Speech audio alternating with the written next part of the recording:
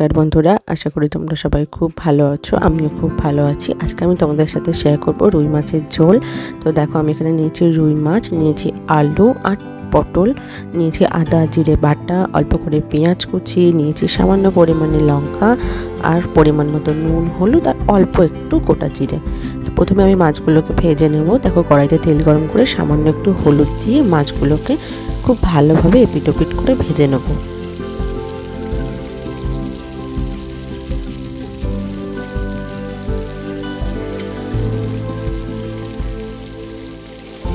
দেখো, মাছগুলো আমার ভাজা হয়ে গেছে। এই মাছগুলো সব তুলে নিলাম। নিয়ে ওই তেলের মধ্যে আমি পটলগুলো ভেজে নেব। একটু অল্প করে পটলগুলো একটু ভেজে নেব।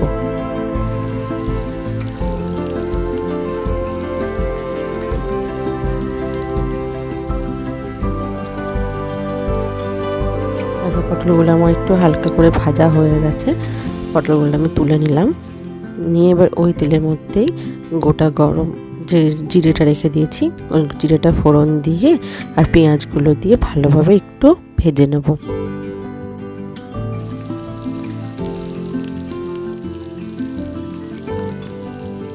পেঁয়াজগুলো দেখো আমার ভাজা মোটামুটি হয়ে এসছে। এবার আমি আলুগুলো দিয়ে দিলাম।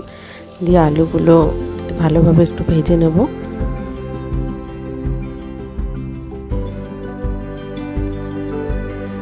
আলুগুলো মোটামুটি আমার ভাজা হয়ে গেছে। আমি এর মধ্যে এবারে আদা জিরে বাটাটা দিয়ে দিলাম আর পরিমাণ মতো নুন, হলুদ আর অল্প করে লঙ্কার গুঁড়ো দিয়ে ভালোভাবে মশলাটাকে কষিয়ে নেব।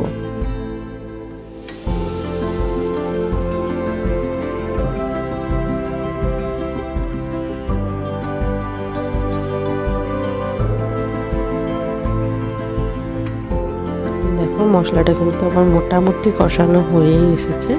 আমি এবারে ভেজে রাখা পটলগুলো দিয়ে দিলাম।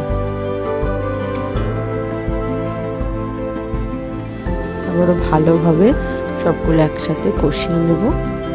একটু মোটামুটি কষানো দেখো আমার প্রায় হয়ে এসেছে। এবার আমি পরিমাণ মতো জল দিয়ে ঢাকা চাপা দিয়ে রেখে দেবো এই 10 মিনিট মতো।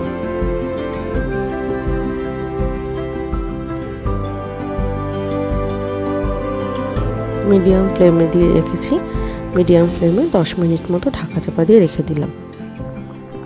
দেখো, ঢাকনাটা খুলে আলুগুলো কিন্তু প্রায় সিদ্ধ হয়েই এসেছে। আমি এবারে ভেজে রাখা মাছগুলো দিয়ে দিলাম। দিয়ে আবার এই 2 থেকে 3 মিনিট মতো ঢাকনা চাপা দিয়ে হাই ফ্লেমে একটু ফুটিয়ে নেব। তাহলেই আমার রেডি হয়ে যাবে গরম গরম মাছের ঝোল। আর এই গরম গরম মাছের ঝোলের সাথে গরম গরম ভাত দিয়ে খুবই ভালো লাগে খেতে। আর এই এখন যে গরম পড়ছে, তাতে এই হালকা পাতলা মাছের ঝোল আর ভাত জাস্ট অসাধারণ। তোমাদের কার কার ভালো লাগে অবশ্যই কিন্তু কমেন্ট করে জানিও। টাটা।